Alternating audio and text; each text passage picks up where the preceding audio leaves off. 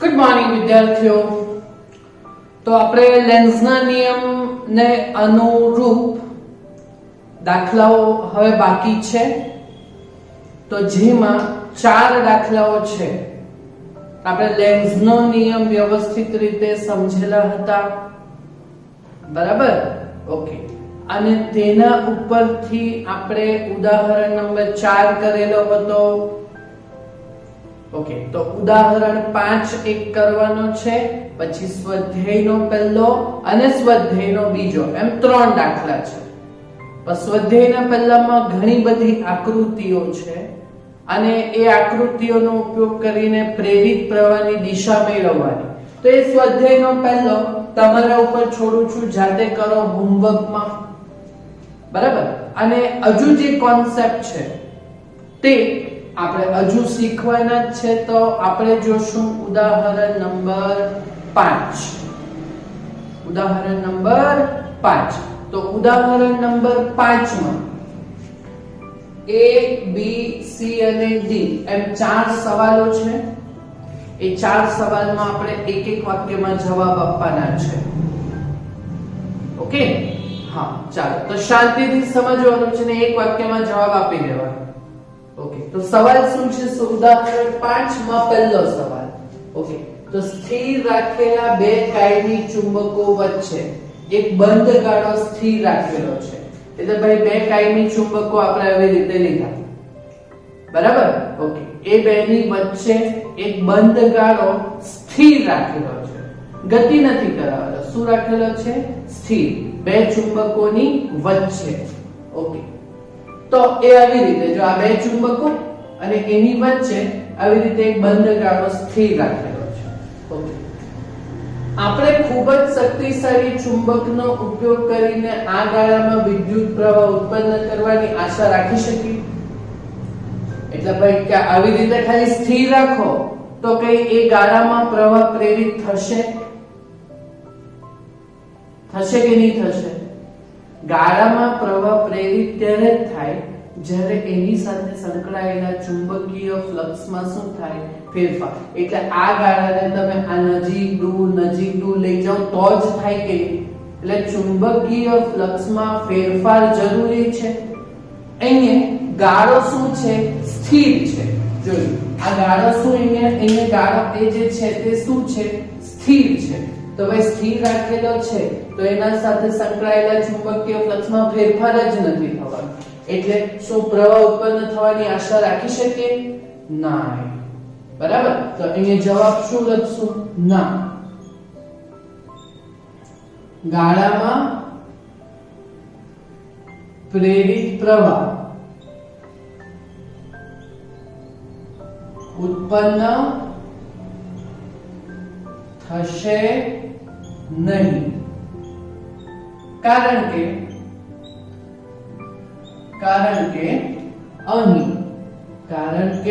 અહીં ગાળા ને આપણે શું રાખેલો છે? સ્થિર રાખેલ છે। પ્રેરિત પ્રવાહ ત્યારે જ ઉત્પન્ન થશે જ્યારે ગાળાને તમે ગતિ કરાવશો, એટલે ચુંબકીય ફ્લક્સમાં ફેરફાર થશે તો જ પ્રેરિત પ્રવાહ ઉત્પન્ન થશે। બોલો, પહેલો સવાલ ખબર પડ્યો? ઓકે, ચાલો હવે બીજો સવાલ। હવે એક બંધ ગાળો એક કેપેસિટરની બે પ્લેટ વચ્ચે મૂકેલો છે। તો કેપેસિટરની બે પ્લેટ વચ્ચે ધન અને ઋણ વચ્ચે વિદ્યુત ક્ષેત્ર આવે। શું આવે? વિદ્યુત ક્ષેત્ર આવે। તો ભાઈ વિદ્યુત ક્ષેત્રને પછી હવે ગતિ કરાય તો ભાઈ ગાળો જ્યારે બે પ્લેટની વચ્ચે હોય કે પછી આંશિક રીતે બહાર હોય તો ગાળામાં પ્રેરિત પ્રવાહ ઉત્પન્ન થશે?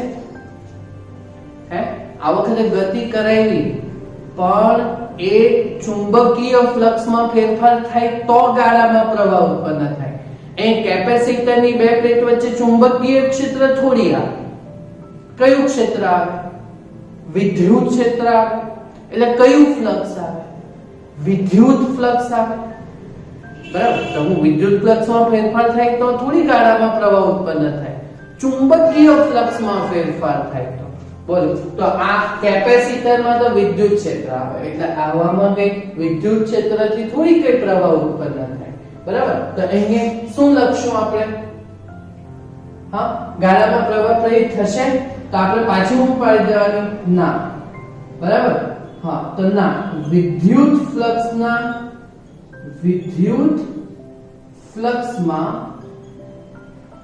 ફેરફારથી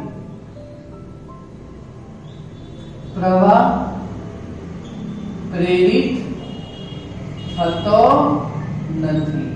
અહીંયા વિદ્યુત ફ્લક્સમાં ફેરફાર છે. અહીં કે કેપેસિટર એ વિદ્યુત ક્ષેત્ર જનરેટ કરે. બરાબર? એટલે ના, વિદ્યુત ફ્લક્સમાં ફેરફારથી પ્રવાહ ઉત્પન્ન થતો નથી, પરંતુ કોના તો ભાઈ પરંતુ ચુંબકીય ફ્લક્સમાં ફેરફારથી. ચુંબકીય ફ્લક્સમાં ફેરફારથી પ્રવાહ પ્રેરિત થાય છે. અહીંયા તો અહીંયા તો કયું ક્ષેત્રમાં ગતિ કરાવવી છે? વિદ્યુત ક્ષેત્રમાં. એટલે વિદ્યુત ફ્લક્સમાં ફેરફાર. તો એનાથી થોડી પ્રવાહ ઉત્પન્ન થાય. ચુંબકીય ફ્લક્સમાં ફેરફારથી પ્રવાહ ઉત્પન્ન થાય છે. બરાબર? ચાલો હવે સવાલ સી. એક એક વાક્યમાં જવાબ છે ભાઈ બધા. ઓકે, સવાલ સી. આકૃતિમાં દર્શાવેલ લંબચોરસ અને ગોળાકાર ગાળાને, આ લંબચોરસ અને એવા ગોળાકાર ગાળા નિયમિત ચુંબકીય ક્ષેત્રની બહાર v તરફ વેગથી ગતિ કરાવવાની છે. તો ભાઈ કયા ગાળામાં પ્રેરિત EMF અચળ મળશે? અચળ પ્રેરિત EMF કયા કેસમાં મળે? તો આપણે કઈ થિયરી કરેલી? એમાં અચળ પ્રેરિત EMF બલવ મેળવેલું. ગોળાકારમાં તો આપણે પેલું b ઓમેગા l2 1/2 એ સૂક્ષ્મ ભાગ લઈને કેન્દ્રથી ઇને સુધીનું કર્યું એટલે બદલાતું મળેલું કેન્દ્રથી અંતર સાથે. બરાબર? પણ આમાં આપણે પેલું u આકારનો તારની વચ્ચે પેલો સળિયો લીધેલો ને પેલો લંબચોરસ ગાળો એટલે એ પ્રેરિત EMF બલવ એ અચળ હતું કે? તો બોલો આ બેમાંથી કયા ગાળામાં અચળ પ્રેરિત EMF મળે? તો આપણી થિયરી લંબચોરસ ગાળો જ હતો ને આપણો u આકાર વાળો. ઓકે, તો આમાંથી કયા ગાળામાં અચળ પ્રેરિત EMF મળે? આમાં તો પેલું કેન્દ્રથી આપણે પરિઘ સુધી આપણે સૂક્ષ્મ ગાળો લઈને આમાં પ્રેરિત EMF અચળ નહીં મળે, આમાં. એટલે શું લખશું જવાબમાં? અહીંયા શું લખશું? હાલે તો લંબચોરસ ગાળા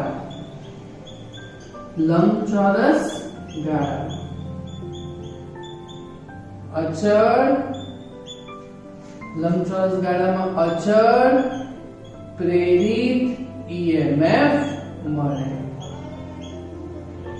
ગોળાકારમાં નહીં મળશે. બરાબર? સમજ પડી? ઓકે, ચાલો હવે સવાલ બી. આકૃતિમાં દર્શાવેલ પરિસ્થિતિમાં કેપેસિટરની ધ્રુવીયતા નક્કી કરો.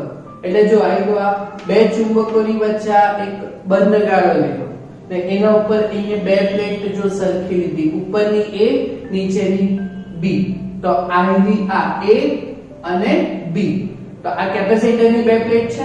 ઓકે, તો ધ્રુવીયતા નક્કી કરવાની છે.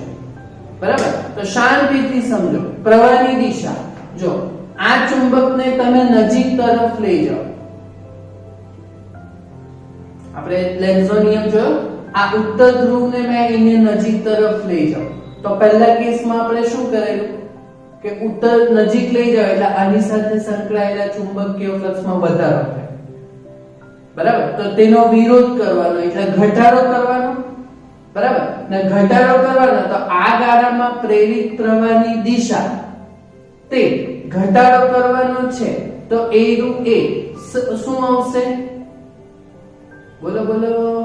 ઉત્તર ધ્રુવને નજીક લઈ જાઓ.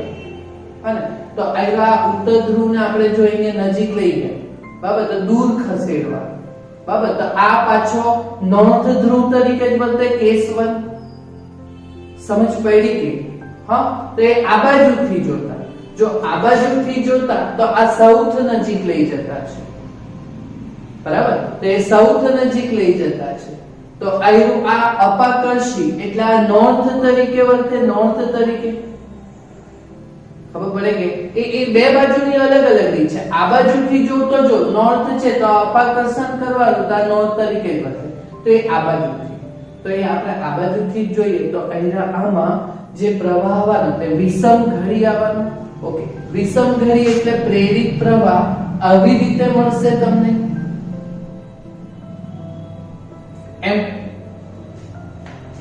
બરાબર. તો જો પ્રવાહ કયા બિંદુમાંથી નીકળ્યો? પ્લેટ A ઉપરથી નીકળ્યો એટલે પ્લેટ A એ આપણી ધન વિદ્યુત ભારિત બનશે અને પ્લેટ B ઋણ વિદ્યુત ભારિત બનશે. એટલે ધ્રુવીયતા એટલે પોલારિટી એટલે પ્લેટ A ધન અને પ્લેટ B કઈ આવશે? ઋણ. બરાબર. તો આપણે ડાબી તરફના ચુંબક માટેની તરફ જોવા જોયું છે. બરાબર. તો અહીં પ્રેરિત પ્રવાહ એ આ બાજુના તરફથી જો તમે જોશો તો અહીં પ્રેરિત પ્રવાહ એ કઈ દિશામાં છે? વિષમ ઘડી હોવાથી. એટલે તે બાજુથી જોવું તો તમારે આ બાજુથી વિષમ ઘડી હોય તો તે બાજુથી એ સમઘડી દેખાય ઉલટું. બરાબર. તો આપણે આ બાજુથી જોયું તો અહીં પ્રેરિત પ્રવાહ કયો હોવાથી? વિષમ ઘડી હોવાથી કેપેસિટર ની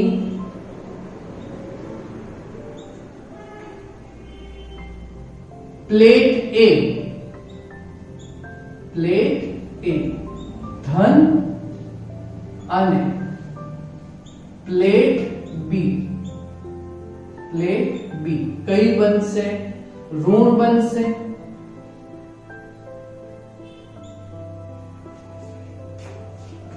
ક્લિયર? આ લીલા કલરનો જે આપણે પ્રવાહની દિશા બતાવી એટલે પ્રવાહની દિશા ધન છેડામાંથી નીકળે અને ઋણ છેડામાં જાય. એટલે આવી રીતે છે તો ધન છેડામાંથી નીકળી અને ઋણ એટલે પ્લેટ એ ધન બનવાની એટલે પ્લેટ B કઈ બનવાની? ઋણ ધ્રુવીયતા વાળી બની. બરાબર. જો એક એક વાક્યમાં જવાબ વાળું છે. ઓકે, હવે સ્વાધ્યાય બીજો જોઈએ કે ભાઈ એમાં બે સવાલમાં આકૃતિ આપેલી છે આપણને. તો પહેલો સવાલ શું કીધેલું છે કે દર્શાવેલ પરિસ્થિતિઓ માટે લેન્ઝના નિયમનો ઉપયોગ કરીને પ્રેરિત પ્રવાહની દિશા નક્કી કરો. બરાબર. તો પહેલા સવાલમાં શું કીધેલું છે? એક અનિયમિત આકારનો તાર છે. ઓકે, એને ગોળાકારમાં ફેરવીએ તો પ્રવાહની દિશા. તો જો આ અંદર આ અનિયમિત આકારનો તાર દેખાતો છે ડાર્ક કલરમાં. A B C D એમ નામ આપેલા છે ABCD. બરાબર. ઓકે, તો હવે એને ગોળાકારમાં ફેરવીએ એટલે આ જો આ ડોટેડ લાઈન એટલે આવી રીતે ખેંચેલું છે તો આ એકદમ મોટું બને ગોળાકાર એટલે ક્ષેત્રફળમાં શું થશે? વધારો. જો આ અનિયમિત આકારનો તાર છે. બરાબર. ઓકે, અનિયમિત આકારનો તાર છે A B C D A. બરાબર. ઓકે, હવે એને આપણે ગોળાકારમાં ફેરવવાનું છે એટલે બહાર તરફ ખેંચવાનું એટલે આ ભાગ મોટો બનવાનો. મોટો એટલે ક્ષેત્રફળમાં શું થશે? અનિયમિત તાર ગોળાકારમાં ફેરવાય ત્યારે તેના ક્ષેત્રફળમાં શું થાય છે? ક્ષેત્રફળમાં શું થાય છે? વધારો થાય. બરાબર. આથી તેની સાથે ચુંબકીય ફ્લક્સમાં શું થશે?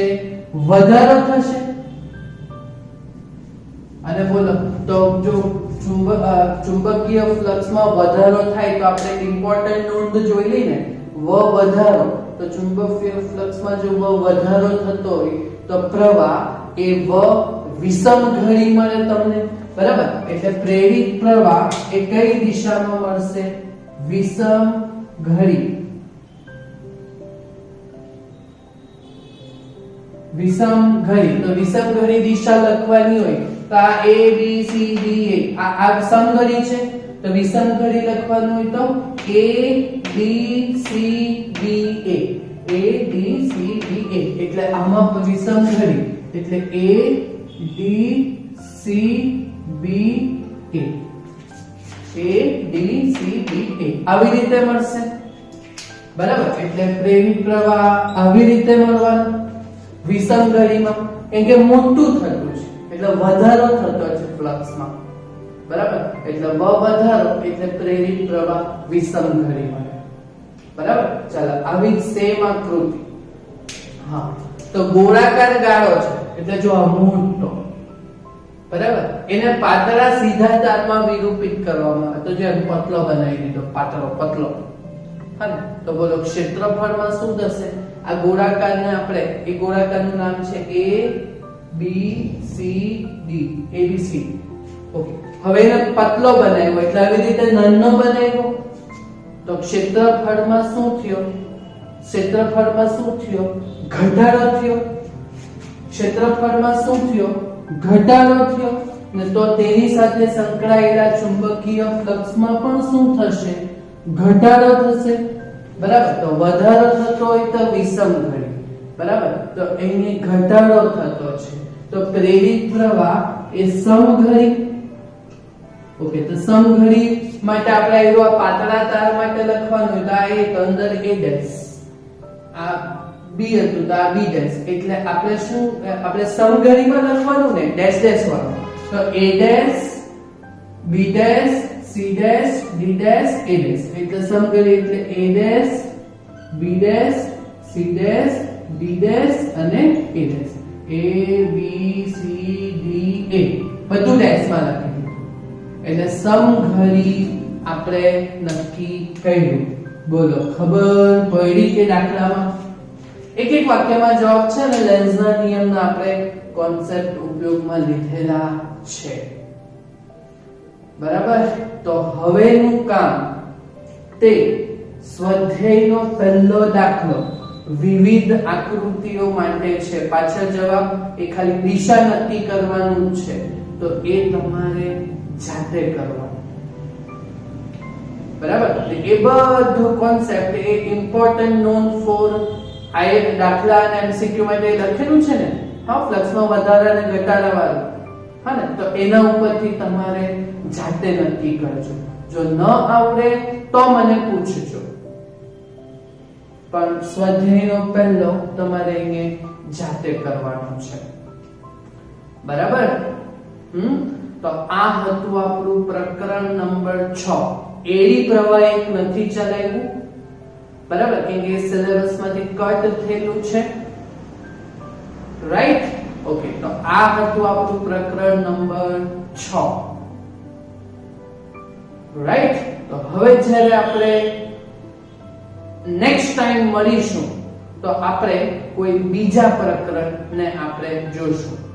કાં તો 7મું ચેપ્ટર થી સ્ટાર્ટ લેશું, કાં તો પ્રકરણ નંબર 8 થી આપણે જોઈ લઈશું.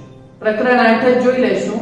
3 પીરિયડમાં મારા હિસાબે કામ પતી જશે. ચાલ 3 ની 5 સુધી લઈ જશું. ઓકે, તો આટલું કામ તમે પૂર્ણ કરજો. Thank you very much.